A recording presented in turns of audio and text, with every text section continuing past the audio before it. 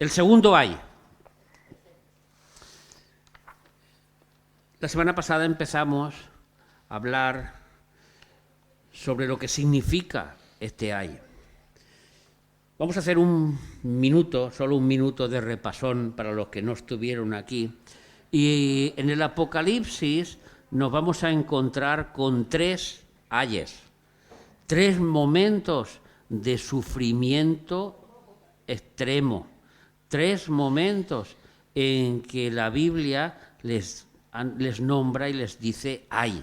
Cuando en la Biblia ustedes lean y escuchen ay, es porque hay dolor, es porque hay juicio, es porque hay juicio y hay dolor. El primer ay lo encontramos en Apocalipsis 9, versículos 11 y 12, donde dice que estos seres tienen por rey sobre ellos al ángel del abismo, cuyo nombre en hebreo es Abalón y en griego es Apolión. El versículo 12 nos dice que el primer ay pasó, he aquí, vienen aún dos ayes después de esto. ¿Cuál fue el primer ay? La invasión de los demonios sobre esta tierra, que se abrió la puerta del abismo, la cárcel del abismo, y salieron todos los demonios como humos para atormentar a los seres humanos. Los seres humanos buscarán la muerte, pero no la hallarán. ¿Cuál es el propósito de estos demonios? Que no les resplandezca la luz del Evangelio, que no entiendan el Evangelio, y como aquella semilla caída en medio del camino, puedan venir los demonios, robarla y llevársela. ¿Quién siembra esta semilla? Los dos profetas, que desde el principio que surge el anticristo, surgen ellos también para predicar el Evangelio de salvación. El segundo ay que hemos visto hoy en Apocalipsis 11:14 se está refiriendo, muy bien, el segundo ay pasó, he aquí el tercer ay viene pronto. El segundo ay se está refiriendo a la invasión de ángeles caídos dominados por el anticristo. Esta bestia que sube del abismo, que tiene nombre, que se llama Abadón o Apolión, y que es el que dominará a la raza humana por 3 años y medio, los últimos 3 años y medio del imperio de los hombres, porque después llegará el imperio de los imperios, llegará el reino de los reyes, de los reinos, que es de nuestro Señor Jesucristo, delante del cual todas las naciones tendrán que doblegarse, y vendrá a gobernar con vara de hierro. Este es el segundo ay que vamos a explicar hoy y que ya empezamos la semana pasada, que es la invasión de estos ángeles caídos. Y el tercer ay lo vemos en Apocalipsis 12:12, donde nos dice que el mismo Satanás es el que es arrojado a la tierra. Por lo cual alegraos cielos y los que moráis en ellos. ¡Ay! Ahí está el ay, de los moradores de la tierra y del mar, porque el diablo ha descendido a vosotros con gran ira, sabiendo que tiene poco tiempo. Amén. Dijimos que esta bestia que sube del abismo, sube para gobernar, sube para dominar a un hombre que ya por sí, por naturaleza, es el hijo del mal, como le llama Pablo, el hombre de pecado, para dominarlo y para que ya la bestia esté completa en los últimos 3 años de la gran tribulación. Acordaros que Jesús dividió los tiempos finales en 3 momentos. Principio de dolores, que es lo que estamos viviendo nosotros en la actualidad. Luego la tribulación, donde surge el anticristo como pacificador. Y luego la gran tribulación, donde la bestia que sube del abismo toma dominio de Jerusalén, de Israel y de casi toda la tierra. De casi toda, porque no todos son subyugados y no todos van a ser seguidores de él, como veremos en próximas predicaciones. En este momento en que nos dice la palabra de Dios que estos dos testigos que sabemos que son Moisés y Elías, porque lo hemos predicado, porque lo hemos estudiado, porque hemos profundizado en Zacarías, porque hemos estudiado las palabras del mismo Jesús, y sabemos que estos dos profetas son los que van a atormentar al ser humano. Pastor, ¿un profeta puede atormentar al ser humano? Sí, mediante la predicación de la palabra de Dios. Porque la palabra de Dios es viva y eficaz, y más cortante que una espada de doble filo, y separa y reconoce las intenciones del corazón. Los que son buenos se alegran de que el Señor les diga, vas por mal camino, de que el Señor les muestre su pecado, de que la palabra de Dios los redarguya para que se puedan arrepentir. Pero los que tienen mal corazón es un tormento. Yo tengo que dejar mi vida, yo tengo que dejar mi forma de actuar, yo tengo que cambiar para conseguir, y eso les atormenta en el cerebro. Por eso el tormento de la predicación, la locura de la predicación, como dijo el apóstol Pablo.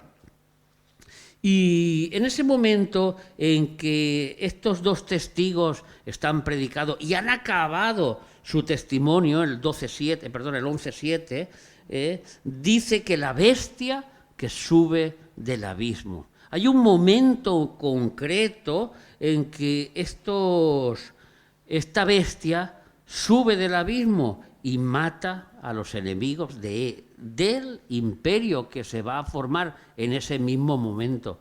Ese imperio de la bestia, que durante 3 años y medio, hermanos, no se va a convertir nadie. Ya después de este capítulo 11 no hay más conversiones, ya no hay más santos, ya todos los que quedan se van directos al infierno.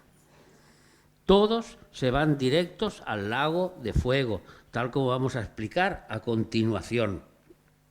Y esta bestia que sube del abismo hace guerra y los mata. 3 días y medio de fiestas, de juerga, de paz en algunos corazones, pero hay. ¿El mal vence al bien? Nunca. Por eso Pablo dice, venced al mal con el bien. El enemigo del bien solo es el mal, pero el enemigo del mal es el mismo mal y el bien. El enemigo del mal, el mal tiene 2 enemigos, y este mismo mal es su propio enemigo. Y entonces, esta gente que se alegraba y que hace fiesta, llega un momento en sus vidas que les llega el susto de los sustos. ¿Qué ha pasado? Todo el mundo de repente ve que estos 2 profetas que habían atormentado a toda la humanidad, digamos a través de las redes sociales, puedes llamarle WhatsApp, puedes llamarle Facebook, puedes llamarle YouTube, puedes llamarle la televisión, a través de los medios en que todo el mundo global está comunicado, como en el día de hoy, y que eso todo se escribió hace 2000 años, cuando no había ni electricidad. Y todo el mundo iba a ver eventos al mismo momento. Estaba profetizando nuestros tiempos, porque hasta que la tecnología no llegara a nuestros tiempos, esta palabra no se podía cumplir. Pero a partir de ahora ya se puede cumplir. Ya nosotros podemos hablar con Perú, podemos hablar con Ecuador, podemos hablar con Honduras, con Venezuela, con la China, con África, hasta con el Polo Norte. Y no esperar 3 meses a que les llegue la carta y que alguien nos las traiga, sino instantáneamente. Así, de esta manera instantánea, todo el mundo que se reía, todo este mundo que resultaba que estos 2 testigos eran sus enemigos, verán cómo resucitan. ¿Y saben por qué Dios les permite ver que resuciten, no para que se arrepientan, porque los milagros no crean arrepentimiento a nadie. Jesús hizo el milagro de los milagros. Usted no sé si se recuerdan en Juan, cuando Jesús resucitó a su gran amigo Lázaro. Lázaro llevaba 4 días muerto. La sangre ya era algo espeso. El cerebro ya había empezado a licuarse. Y así los órganos empezaban a deshacerse, que es lo primero que ocurre en estos 4 días. Y Jesús dijo: Lázaro, sal fuera. Y Lázaro salió, y salió resucitado perfectamente. Ese mismo día que todo el mundo lo vio, todo el mundo de Israel que estaba en Jerusalén, todo el mundo vio que había resucitado a Lázaro, los fariseos decidieron matar a Cristo. Los milagros no convierten a nadie.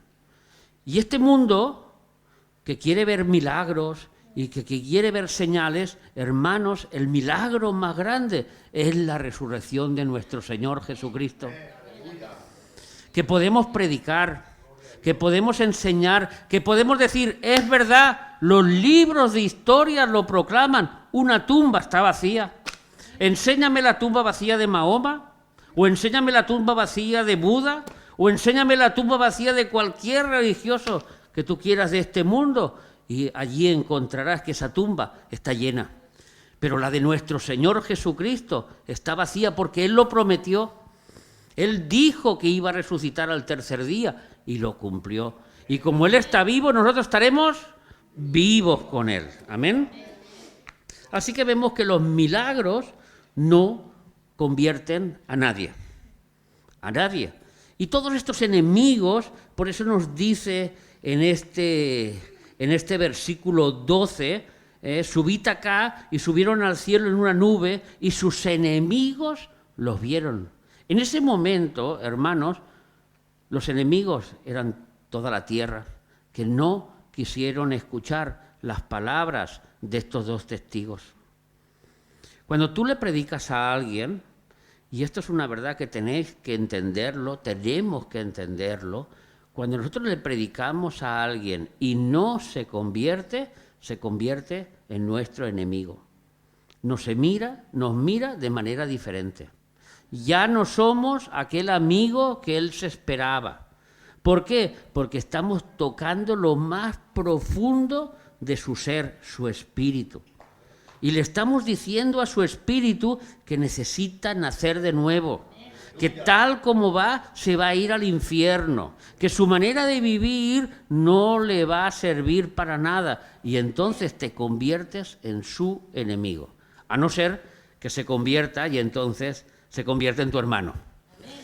No en tu amigo, en tu hermano, hermano de sangre, hermano espiritual. Amén. Entonces esto es lo que ocurre con la palabra de Dios. Estas personas que piensan: ay, es que Dios es amor, es que Dios es tan bueno, es que Dios es imposible que alguien se vaya al infierno, y sin entender que Dios también es justicia. Y sobre todo, Dios es santidad. Santidad que nos la reclama a nosotros, a sus hijos, sin la cual nadie verá al Señor. Uno puede creerse cristiano, uno puede pensar que está viviendo correctamente. Yo sé que repito varias veces, pero hay que repetirlo, hay que metérnoslo aquí en la cabeza. Uno se puede pensar que es cristiano y engañarse a sí mismo, porque la Biblia nos dice que engañoso es nuestro corazón más que todas las cosas. Y nuestra carne es una carne religiosa. Imaginaros a Adán y Eva, corazón de mantequilla y costilla dura de roer, en el momento de pecar, y cuando se miraron a ellos se vieron el pecado, se vieron desnudos, lo que nunca había ocurrido entre ellos. Siempre se veían puros, santos delante de Dios, pero algo ocurrió cuando comieron de aquel higo, que Dios les dijo: no comerás de él, porque ciertamente morirás. Y cuando comieron, algo les ocurrió. ¿Y sabéis lo que hicieron? crearse una religión. Me voy a tapar con un delantal y ese delantal tapará mi pecado y ya el otro me verá bien. Ya Dios me puede ver bien, porque yo estoy detrás de una religión. Tengo que hacer esto, tengo que hacer lo otro, oraré 42 veces, me levantaré 15, si conviene me pegaré un latigazo, haré lo que sea, hasta 30 días de ayuno, y así tapo mi pecado delante de Dios.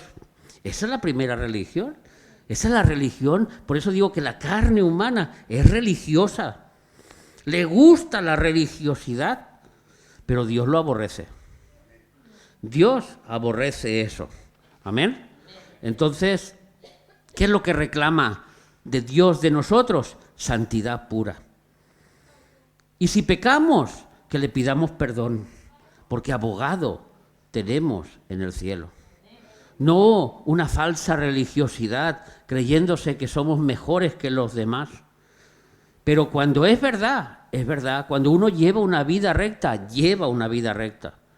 Cuando uno se aparta del pecado, se aparta del pecado. Y a veces es bueno reconocerlo y decírselo a los demás para que vean que están metidos en su pecado, no para jactarse. Porque dice la Biblia que si tú te crees que estás tan fuerte y tan poderoso que no vas a caer en pecado, ten cuidado que no tropieces al día siguiente.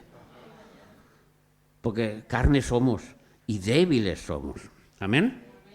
Así que estos enemigos que vieron a estos dos testigos, Dios les dio la oportunidad de que vieran a estos dos testigos, no para que se convirtiesen de sus pecados, no para que dijesen, ahora que veo que han resucitado, ay Señor, sé que vive, sé que existen, no, sino para que vieran la justicia de Dios que iba a caer sobre ellos. Lo que Dios dijo se ha cumplido.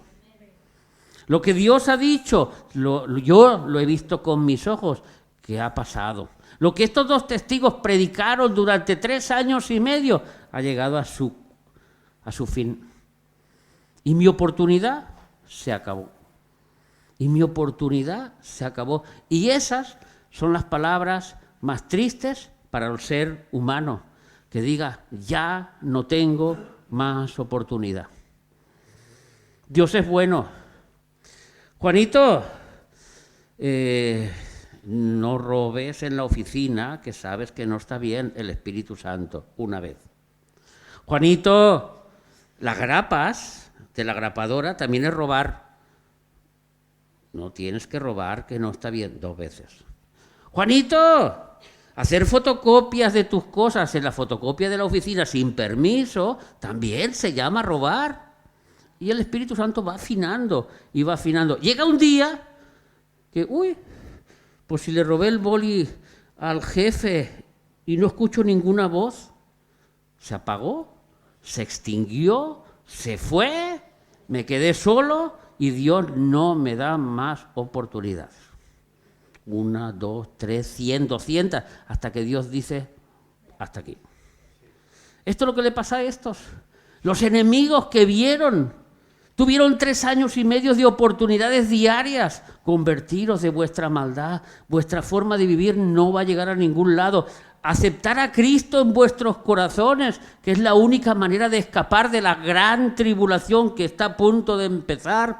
Y les explicaban, y ese era el ministerio de los dos testigos. Hablar del Evangelio, hablar de lo que iba a pasar, de los juicios de Dios sobre este planeta, por qué habían empezado y lo que iba a ocurrir. Pero el ser humano, cuando el ser humano, y es la tercera vez que voy a decir esto, cuando el ser humano opta por hacer lo malo, Dios no puede doblegar su voluntad. Se llama libre albedrío. Tú decides hacer lo malo, tú eres el responsable, nadie más. Tú decides pecar, tú eres el responsable. No le eches la culpa al diablo, como hizo Adán. Ella. Y Adán y Eva, no, la serpiente. Y la serpiente estuvo por decir, no, fue culpa tuya, Dios, que me creaste. Estuvo a punto, pero que no lo pudo decir. Porque Dios no tienta a nadie. Amén. Y Dios no puede ser tentado. Así, de esta misma manera, el ser humano dice que es tentado hasta donde puede soportar. Y puede soportar la tentación. Cada uno somos tentados de lo nuestro. Yo en mi caso, de lo mío, y tú en lo tuyo, de tu caso. A lo mejor tu caso que tú eres tentado, a mí ni pi ni plame, eso a mí. Y sin embargo para ti es algo duro, es algo fuerte. Pero tenemos la fuerza para soportar. ¿Ustedes se imaginan nuestros hermanos en la fe hace 1700 años o 1800 años, vamos a decir, cuando cogían una familia y la ponían en el Coliseo romano, ahí los padres, los niños, los abuelos? A ver, Juanito, ven aquí. ¿Quién es el Señor? Jesús es mi Señor. No, si dices eso, vais a morir todos en la boca de los leones. Tu Señor se llama el César. Tu Quirios es el César. Míralo, ¿lo ves allí? Vuelve, Juanito. ¿Quién es tu Señor, Juanito? Mi Señor se llama Jesucristo, que vino y dio la vida por nosotros, a los leones. ¿Con qué valentía? ¿Qué les empujaba a ellos? ¿Me entiendes? A llegar hasta esos extremos. Se llama la voluntad humana, hermanos. La tenemos todos. Todos tenemos esa voluntad. Pero esa voluntad acompañada, inflada por el Espíritu Santo, es imparable. Esa es imparable. Job dijo, voy a hacer un pacto con mis ojos. No quiero ver a ninguna mujer de una forma distinta de las que las tengo que ver. Mi única mujer es esta que tú me has dejado aquí a mi lado y que durante estos años ha estado sufriendo conmigo. Y él hizo un pacto con sus ojos y no miró a ninguna joven ni ninguna virgen. ¿Por qué? Porque hizo un pacto, fue fuerte. La Biblia, hermanos, nos narra de un hombre que se llama Job, que venció al diablo. En la época antes del Espíritu Santo, porque su voluntad fue inquebrantable. Me pase lo que me pase, no me apartaré de Dios. Me pase lo que me pase, como dice mi mujer en el versículo, aunque a mí me mataren, en Él esperaré. Y mis ojos verán a mi Redentor. Y esa fue su fe y su voluntad inquebrantable. Y nosotros, siglo XXI, que vamos a la iglesia libremente, que nadie nos persigue. Uy, mejor que Juanita no se entere que soy cristiana. Uy, mejor que Luis, mi jefe, que no sepa que soy cristiano, no vaya a ser que coja represalias contra mí. Qué diferencia, ¿verdad? Cuando tendríamos que ser más fuertes de voluntad. Esto es lo que nos están enseñando estos dos testigos. Esto es lo que nos está enseñando este capítulo 11 de los dos testigos. Cómo la gente se le predica y se le predica y se le predica y continúan y quieren hacer lo malo. Por eso Dios les permitió que vieran que han resucitado, no para convertirse, repito por tercera vez, sino para que vean que el juicio de Dios es inminente y a todos nos va a llegar. A no ser que tengas a Cristo en tu corazón y Él haya pasado por el juicio en la cruz del Calvario. Y entonces tus pecados ya han sido juzgados en esa cruz. Y tus malas actitudes en esa cruz. Y tus errores en esa cruz. Y todas las cosas que hemos hecho mal en esa cruz. Y entonces el Padre, como digo siempre, uy, doña Rosa, el Padre ve a doña Rosa, blanquita, pero si no tiene pecado. Claro, aquí en medio hay una cortina, que es la sangre de Cristo. Y la ve, uy, doña Rosa, uy, Conchita, pero mi Conchita, pero si nunca ha pecado, Maribí, Isidro, Nelly, cada uno de nosotros, porque hay un velo entre Dios y nosotros que se llama Jesucristo, su sangre que nos cubre. Para eso es la sangre de Cristo. Y el Padre nos ve como niños perfectos delante de Él. ¿Qué quiere? ¿Qué quiere mi Susanita? ¿Necesitas un trabajo? Pídemelo que yo te lo voy a dar. Omar, ¿qué es lo que necesitas? Ver a tu familia. Buscaremos la ocasión, a ver cómo lo podemos hacer. Y así a cada uno de nosotros. Jesús lo explicó de otra manera. Si vuestro Padre que tanto os quiere, cuida de los pajaritos y cuida de las florecitas, no va a cuidar de vosotros, por el amor de Dios, que sois sus hijos. ¿No ves que es imposible? ¿No veis que es imposible? Esta es la fuerza que tenemos los cristianos y nuestra voluntad tiene que estar apoyada a esa fe. La fe sin obras es muerta. Nuestra fe tiene que estar acompañada a lo que estamos diciendo. ¿Qué le pasó a estos? Que su fe no existía, era la fe de los demonios. Quizás muchos decían, yo creo en Dios, yo fui a la iglesia y me caí un día, yo creo en Dios. Pero su fe, como la de los demonios, que también creen y tiemblan. Así pasa también con la gente que dice, creo, y vivo todo lo contrario. No es creer, es creer y vivir. Son las dos cosas. Es obligatorio que sean las dos cosas. En este momento en que estos enemigos ven a los dos testigos que están resucitando y que están subiendo hacia el cielo, dice que llega un gran terremoto, ocurre un gran terremoto. Ese terremoto está expresando la llegada de Cristo. El terremoto final, el gran terremoto, el que va a partir el monte de los olivos por la mitad. Y delante del valle va a ser una cruz. Así lo podemos leer en Zacarías, capítulo 14 y versículos 4 y 5.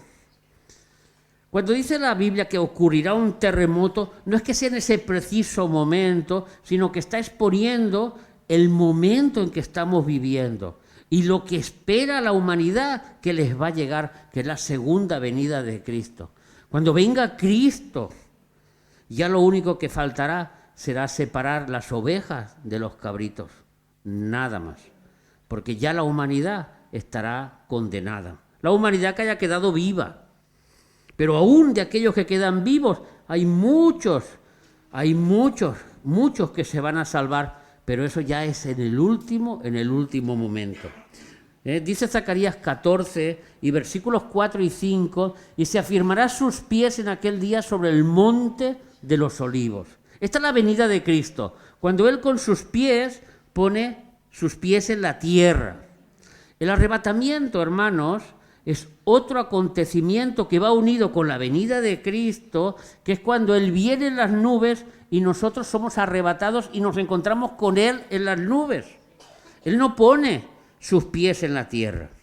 Él no llega a la tierra, sino que nosotros vamos al encuentro con Él en el cielo y somos transformados. Primero resucitarán los muertos en Cristo y luego nosotros, los que hayamos quedado. Pero su segunda venida, y por eso se distingue bien los dos acontecimientos, es que Él afirma sus pies sobre el monte de los olivos, que está enfrente de Jerusalén, al oriente. Y el monte de los olivos se partirá por el medio, hacia el oriente y hacia el occidente, haciendo un valle muy grande, y la mitad del monte se apartará hacia el norte y la otra hacia el sur. Lo que estará haciendo es una cruz. Lo que ustedes ven aquí, el monte está entero, se parte por la mitad, uno para un lado, otro para el otro lado. Aquí hay un valle y el monte que pasa por la mitad. Donde Cristo fue crucificado, Él volverá con una cruz. No de perdón. Ya Cristo no es el Jesús del burrito. Ahora Jesús es el del caballo blanco.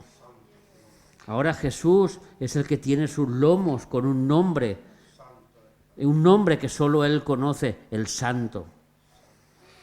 Donde su sangre está manchando su vestidura, la sangre que Él derramó, y donde Él viene a gobernar, a sentarse en el trono de su padre David y a gobernar durante 1000 años. Así que vemos que este gran terremoto nos está expresando lo que va a venir después, lo que va a venir a continuación, que es la venida de Cristo. Y en aquella hora hubo un gran terremoto, versículo 13 del capítulo 11, y la 10ª parte de la ciudad se derrumbó. Y por el terremoto murieron el número de 7.000 hombres. Tenemos que entender esto espiritualmente. Tenemos que entenderlo espiritualmente y no físicamente sobre la ciudad de Jerusalén. Porque es irrelevante que mueran 7.000 hombres. Pero el número 7 en la Biblia, ahí sí que es relevante lo que está diciendo. Expresa la cantidad justa, la cantidad exacta, perfecta del final de los hombres que van a morir. Van a morir 7.000 hombres, como luego como en Apocalipsis capítulo 2 y 3 nos habla de las 7 iglesias, que solo hay 7 iglesias en todo el mundo, o nos está hablando de la plenitud, de la perfección, de ese número completo. Pues aquí ocurre lo mismo. No es que sean 7.000 hombres, sino que es el número completo de los que van a morir. Los perfectos, que Dios tiene estipulado que van a morir. ¿Por qué? Porque no han querido reconocer la salvación, que la han tenido al alcance y han dicho, yo vivo a mi manera y a mi manera se vive mejor. Estos son los que van a morir, los que no quieren reconocer a Cristo. Hemos dicho que cuando la bestia que sube del abismo parte los tiempos y pasamos de la tribulación a la gran tribulación, esta canción que hemos cantado, la gran tribulación. Esta tribulación que vimos la semana pasada y que lo estuvimos leyendo en Mateo 24, del 14 al 22. Tribulación en lo cual si los tiempos no fuesen acortados, ni siquiera los judíos que tienen que ser salvos serían salvos. No hablamos de la salvación de las almas, sino de los cuerpos. Todos perecerían, todos morirían. Está hablando de la raza humana. Si Él no cortara los tiempos, ni aún se salvarían los que están elegidos para salvarse. ¿Quiénes son esos? ¿Quiénes serán esos? ¿Quiénes serán los que están diciendo en el versículo 13, y en aquella hubo un gran terremoto y la 10ª parte de la ciudad se derrumbó y por el terremoto murieron 7.000 hombres? Ya hemos dicho que son el número perfecto de los que van a morir, pero dice que y los demás, ¿quiénes son estos demás?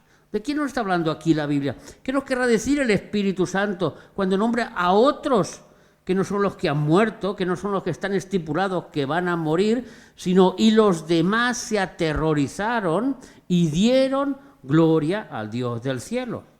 ¿Quién da gloria al Dios del cielo? Sino los cristianos, sino los que han nacido de nuevo, sino los salvos. El pequeño remanente que Dios siempre tiene en la tierra. Siempre, siempre ha tenido su pequeño remanente, fiel. Cuando me parece que fue Elías o fue Eliseo, perdón, no fue ninguno de los dos. Estaba pensando en un momento del Antiguo Testamento cuando Dios le dijo: yo tengo un pequeño remanente, 300 que nunca han doblado su rodilla ante Baal. Este fue Elías, ¿verdad? Este fue Elías, muy bien. 300 que nunca han doblado su rodilla ante Baal, porque el Señor siempre tiene un remanente. Mira, hermanos, la salvación es de una minoría. Dios no quiere multitudes. Jesús estaba seguido por multitudes. Y un día se dio cuenta, mira, tú vienes a la iglesia a buscar los beneficios de Dios, porque un día os di de comer, un día os di peces y os di panes. Tú vienes para que yo te sane, tú vienes para esto, tú vienes para lo otro, pero ¿quién viene? Por amor a Dios. ¿Y sabéis lo que pasó? Que se quedó solo Las multitudes desaparecieron. Todos venían a buscar los beneficios de Dios y no a buscar al dador de la vida. ¿Para qué quieres todos los beneficios de Dios? ¿Para qué quieres todo el dinero? ¿Para qué lo quieres todo si esta noche van a venir a buscar tu alma? Más vale salva tu alma, que todos los beneficios te serán añadidos, dijo Jesús. Esas multitudes desaparecieron y se quedó solo con los apóstoles. Y a los apóstoles les dijo, ¿os queréis marchar vosotros también? No, dijo Pedro, no. ¿A dónde iremos? Porque solo tú tienes palabras de vida. Esto es lo que busca el Señor de nosotros. Y las palabras de Jesús fueron claras. Esto, Pedro, no te lo ha mostrado ni sangre ni carne, sino mi Padre que está en los cielos. Esto es lo que busca Dios de nosotros, que busquemos a Dios por lo que es. Lo demás nos vendrá por añadidura. ¿No os acordáis de la oración que hacemos todas las mañanas? Padre nuestro que estás en los cielos, el pan nuestro, mis necesidades, que tú sabes que son mías, dámelas hoy. Mañana me darás las de mañana, hoy dámelas hoy, que las necesito. Y Dios nos las da. Tenemos que buscar al Dios por lo que es, por su amor. Y si tú quieres conocer a Dios por lo que es, mira la cruz y de allí estaba Cristo por mí. Ese es el Dios que nosotros predicamos, ese es el Dios verdadero, el que dio su vida por cada uno de nosotros. Y si no tenemos que adorarle a Él, ¿a quién? ¿A dónde iremos? Si solo Él tiene palabras de vida. Solo Él tiene palabras de vida. Así que vemos que estos otros son ese pequeño remanente que nos va a hablar Zacarías capítulo 12 y versículo 10, que dice, Zacarías 12:10, dice, y derramaré sobre la casa de David y sobre los moradores de Jerusalén espíritu de gracia y de oración, y mirarán a mí, a quien traspasaron, y llorarán como se llora por el Hijo unigénito, afligiéndose por él como quien se aflige por el primogénito. Está hablando del pueblo de Israel que no reconoció que el Mesías había venido, y cuando lo ven, entonces se ponen a llorar. Entonces se ponen a orar, oh Padre Santo, ¿qué hemos hecho? Hemos matado a tu Hijo. Y en aquel día habrá gran llanto en Jerusalén, como el llanto de Adadrimón en el valle del Megido. Cuando habla del valle del Megido, está hablando de la guerra del Armagedón. Ya es la última batalla del anticristo. Vemos cómo este capítulo 11 nos va a presentar todo lo que va a venir posterior. Y lo que va a venir posterior son los últimos 3 años y medio del anticristo. Más luego lo que vendrá, pero de momento nos presenta eso, la bestia que sube del abismo. Romanos 11, 25 y 26 nos va a decir lo mismo, pero va a ser más explícito. Y esto es muy importante para nosotros y para la iglesia que está hoy aquí, la iglesia que nos escucha, la iglesia de Jesucristo. Porque no quiero, hermanos, que ignoréis este misterio para que no seáis arrogantes en cuanto a vosotros mismos, que ha acontecido a Israel endurecimiento en parte, hasta que haya entrado la plenitud de los gentiles. Cuando empieza la segunda parte de la tribulación, la gran tribulación que voy a explicar a continuación rápidamente, hermanos, entra la plenitud de los gentiles. Todos los gentiles que ya tienen que ser salvos entran en ese preciso momento. Y aquel remanente, los otros, que ha dicho, son, y luego todo Israel será salvo. ¿Pero qué todo Israel? Los que queden. Acordaros que Jesús dijo, y si aquellos tiempos no fuesen acortados, nadie sería salvo. Está hablando de estos. Y luego todo Israel será salvo. Si no fueran aquellos tiempos acortados, no quedaría nadie. Imaginaros la tribulación y la gran tribulación que va a venir sobre el pueblo de Israel. Y sobre la iglesia. ¿Ustedes se acuerdan que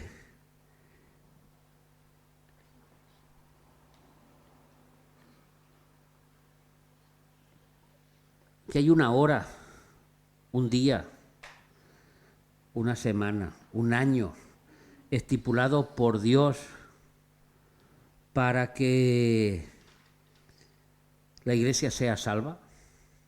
Para que la iglesia escape de todos los acontecimientos que van a acontecer, que es el arrebatamiento de la iglesia. Cuando la iglesia sea arrebatada, entonces se verá que los que son dignos de escapar de todas estas cosas, como nos dice en Lucas. Pero después llega otra hora específica, como nos dice aquí. Vamos a leerlo en Apocalipsis 11, vamos a leer las primeras palabras del versículo 13. En aquella hora, hay una hora que Dios tiene apuntada, en el cual la iglesia que se tomó a juego la santidad de Dios, aquellas 10 vírgenes que tenían que ser arrebatadas, que tenían que entrar con las bodas del Cordero, con el novio, resulta que 5 fueron imprudentes, no llevaban aceite suficiente. Y en aquella época, cuando pasaba el novio por la noche, las lámparas era necesario que estuvieran encendidas. ¿Sabes para qué? Para ponerlas en la cara y que el novio reconociese a su novia. Y entonces el novio pasaba y veía a su novia, y con la lámpara encendida la novia mostraba su rostro. Pero las que tenían la lámpara apagada, resulta que no podían enseñar su cara al novio, porque estaban llenas de pecado, porque no habían tenido en cuenta todo lo que se les había dicho, porque eran vírgenes, pertenecían a la iglesia, todos los domingos iban a la iglesia, todos los domingos escuchaban al pesado del pastor diciéndole lo mismo, todos los domingos estaban ahí cantando, orando, pero sus vidas eran un desastre. No oraban, no leían la Biblia, todo eran peleas, todo eran disputas, yo vivo como quiero, yo hago lo que me da la gana, el pastor que diga esto, que yo haré lo otro. Al final llegó Cristo y ¿qué pasó? Que sus lámparas estaban apagadas. Y cuando pasó, se quedaron. ¿Qué hemos cantado? Cristo vino, ¿verdad? Se quedaron. Pero aún Dios tiene una segunda oportunidad para ellos, que es este día. Este día. Este es el día que Dios dijo, si tú ahora quieres mostrar que eres cristiano, vas a tener que dar tu vida por mí. Ya la época de la gracia se acabó. Ahora llega la época de la tribulación, que es otro tiempo diferente, con otras condiciones diferentes y en que Dios actúa de diferente manera. ¿Cómo? Muy sencillo. Vamos a leerlo en 4 versículos. Apocalipsis 9:13. ¿Cuántos serán los que van a morir? ¿Cuántos serán los que no se van con Cristo? ¿Cuántos serán los que se convertirán durante la predicación de los 2 testigos? El 6º ángel tocó la trompeta y una voz de entre los 4 cuernos de altar de oro que estaba delante de Dios. El 15, perdón, te he dicho el 13, es el 15.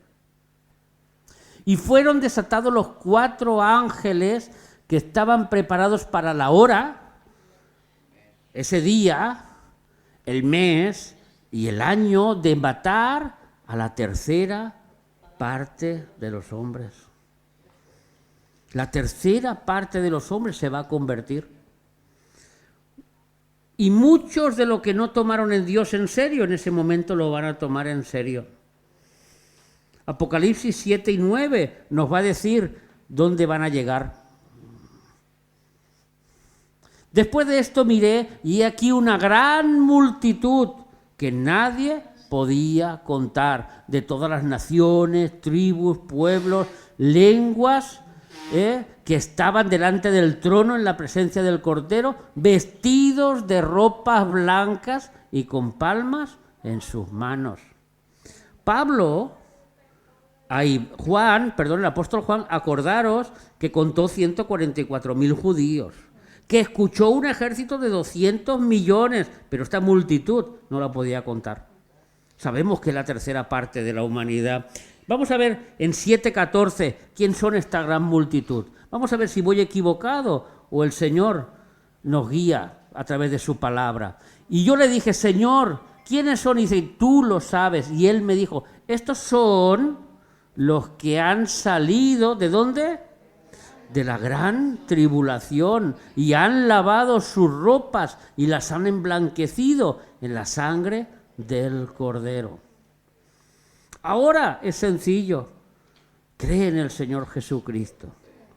Ama al Señor Jesucristo y serás salvo tú y tu casa. Esto es ahora. En ese momento estamos, hermanos. No en ese, estamos aquí. Cree en el Señor Jesucristo. Y el que me ama, mi palabra guardará. Guarda la palabra del Señor. Cree que su palabra es verdad. Ahora es el momento. ¿Y si mañana viene Cristo? Ahora es el momento. Los que se quedan van a pasar por aquí. Van a pasar por aquí. La semana pasada me preguntaban, ¿y los 144.000? Vamos a leer Apocalipsis 14:1. Después miré y aquí el Cordero estaba en pie sobre el monte de Sión. Eso está en el cielo. Eso no está en la tierra. Eso está en el cielo. Y con él 144.000 también han pasado por la guillotina. Esos 144.000. La bestia que sube del abismo hace un destrozo. Es el juicio más grande contra la iglesia del Cordero. No quisiste vivir a las buenas, te irás a las malas. Y utilizaré a la bestia que sube del abismo. Porque Dios utiliza todo para llegar a sus propósitos. Más vale manco en la tierra y entero en el cielo. Más vale cojo en la tierra y entero en el cielo. Más vale la cabeza cortada en la tierra y vivo en el cielo. Es lo que está diciendo el Señor. Que tenían el nombre de Él y el de su Padre escrito en la frente. ¿Cómo sabemos que van a ser decapitados? Porque la Biblia nos lo dice. Apocalipsis 24. Y vi tronos, y se sentaron sobre ellos los que recibieron facultad de juzgar, y vi las almas de los, está claro, decapitados por causa de su testimonio, por el testimonio de Jesús y por la palabra de Dios. Fíjense que está diciendo el testimonio de Jesús, no su testimonio. Ellos vivieron mal. Ellos hicieron lo malo. No se fueron cuando el Señor quería que se fueran. Ellos vivían a su manera, pero cuando llegó el momento de arrepentirse, creyeron en el testimonio de Jesús. Creyeron en Jesús y dieron su vida por Jesús. ¿Y cómo lo hicieron? Ahora nos lo va a explicar. Y por la palabra de Dios, cuando les predicaron los dos testigos, creyeron en esa palabra de Dios. Los que no habían adorado a la bestia ni a su imagen y que no recibieron la marca en sus frentes ni en sus manos y vivieron y reinaron con Cristo 1000 años. Esto lo vamos a estudiar en Apocalipsis 13, pero os hago un pequeño adelanto. La bestia que sube del abismo tendrá a los cristianos delante para sellarlos con el 666. Un cristiano pensará, si me sello, voy al infierno. Si no me sello, ahí está la lista, la línea de las guillotinas para decapitar. ¿Cuál de las dos tengo que elegir? La guillotina. Más vale morir e irte al cielo que vivir 3 años y medio aquí, fiesta, jaja, jiji, podré comprar, podré vender, viviré a las mías, tendré mi paga, ya no me la quitan. Y después, para abajo, el gran terremoto, la muerte de los 7.000 o la guillotina.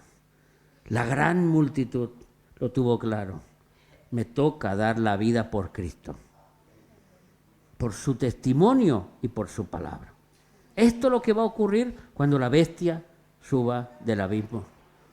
Esto es lo que va a ocurrir. El segundo ay pasó. Y aquí el tercer ay viene pronto. Y ese ya no es para la iglesia. La iglesia ya, ahora sí al completo, se acabó. Se acabó, ya no hay más predicadores. Los 144.000 están en el cielo. Ya la iglesia ha marchado, todos decapitados, los que han quedado. Ya los 2 testigos han muerto y han resucitado. Y ahora solo queda ¿cómo se diría? La perspectiva del juicio que va a llegar sobre este planeta Tierra en estos últimos 3 años y medio. ¿Amén, hermanos? Pero esto será otra predicación. Dios te bendiga. Este canal no está monetizado, ni los vídeos, ni nada de lo que compartimos. Es totalmente gratuito. Nuestra iglesia no recibe soporte económico exterior. Confiamos plenamente en Dios y sabemos que somos de bendición para tu vida. Solo nos sustentamos por medio de las ofrendas que recibimos en la iglesia o por estos medios. Hoy tienes la posibilidad de ser partícipe de este ministerio, ofrendando según se proponga en tu corazón. Dios ama al dador alegre y no añade carga a aquel que ofrenda, sabiendo que según uno siembra para la obra de Dios, es recompensado. Puedes enviar tu ofrenda por medio de MoneyGram o RIA a mi persona, a Daniel Amposta García, enviando siempre el comprobante. También puedes hacer la transferencia bancaria a los números que te saldrán en pantalla. O, si por lo contrario vives en España y tienes una cuenta en España, puedes enviar un Bizum o venir a visitarnos y ser bendecido en persona. Todos los datos lo vas a tener próximo en la pantalla, sabiendo que tu ayuda es necesaria para que este ministerio siga adelante predicando la sana doctrina. Además, estarás sembrando en la obra de Dios. Yo, el pastor Daniel Amposta García, te doy las gracias por tu atención y por tu ofrenda de amor. Y además, te aconsejo que no dejes de ver el próximo vídeo, que serás muy, muy, muy bendecido. Que Dios te bendiga.